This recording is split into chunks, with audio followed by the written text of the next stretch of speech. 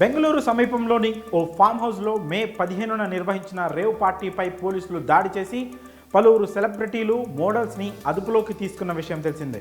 ఇందులో తెలుగు నటి హేమ కూడా ఉన్నారు.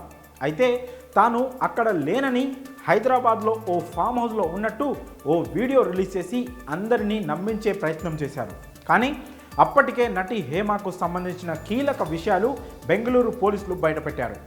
ఆమెతో పాటు 88 మందిని ఈ కేసులో నిందితులుగా పేర్కొంటూ హేమకు షాక్ ఇచ్చారు.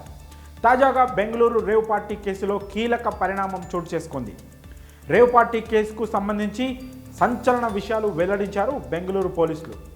ఈ కేసు దర్యాప్తు చేస్తున్న పోలీస్ ఇన్స్పెక్టర్ లక్ష్మీనారాయణ తాజాగా 1086 పేజీల ఛార్జ్ షీట్ని కోర్టుకు సమర్పించారు. ఛార్జ్ షీట్లో నటి హేమ MDMA సేవించినట్లుగా పేర్కొన్నారు.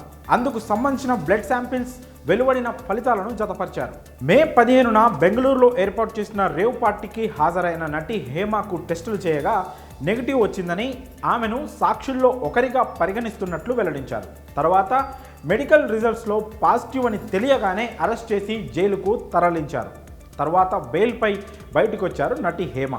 కాగా నటి హేమ వాసు, అరుణ్ అనే ఫ్రెండ్స్ ఆహ్వానం మేరకు రేవ్ పార్టీకి వెళ్ళినట్లు పోలీసులు వెల్లడించారు.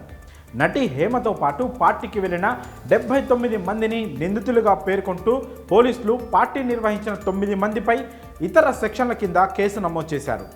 NDPS సెక్షన్ 27 కింద హేమను నిందితురాలిగా పేర్కొన్నారు. బెయిల్పై విడుదలైన నటి హేమ తాను నిర్దోషినని కొన్ని రిపోర్ట్స్ పట్టుకొని ఎన్నో రకాలుగా ప్రచారాలు చేశారు. ఈ ఘటన తర్వాత నటి హేమపై మా వేటు కూడా వేసింది. ఇటీవల ఆ నిషేధాన్ని సైతం ఎత్తివేసింది. ప్రస్తుతం సమసిపోతుందనుకున్న హేమ వ్యవహారం మళ్ళీ మొదటికొచ్చింది. ఈ కేసులో ఛార్జ్షీట్ దాఖలు చేసిన తర్వాత కోర్టు ఎలా స్పందిస్తుందన్న దానిపై ఆసక్తి నెలకొంది. మరి నటి హేమను అరెస్ట్ చేస్తారా లేదా? ఈ విషయాలపై ప్రస్తుతం సర్వత్రా చర్చ జరుగుతోంది. ఇదిలా ఉంటే ఈ విషయంపై స్పందించిన నటి హేమ ఓ మీడియా ఛానల్లో మాట్లాడుతూ, నేను ఎక్కడా కూడా డ్రగ్స్ తీసుకోలేదు. బెంగళూరు పోలీసుల ఛార్జ్ షీట్లో నా పేరు వచ్చినట్లు తెలిసింది. నేను డ్రగ్స్ తీసుకున్నట్లు నిరూపిస్తే దేనికైనా సిద్ధమే. పోలీసుల ఛార్జ్ షీట్ వచ్చిన తర్వాత నేను దానిపై పూర్తిగా స్పందిస్తాను. నాకున్న సమాచారం వరకు డ్రగ్స్ రిపోర్ట్లో నెగిటివ్ అని ఛార్జ్ షీట్లో వేశారు. MDMA డ్రగ్ నేను తీసుకోలేదని అన్నారు.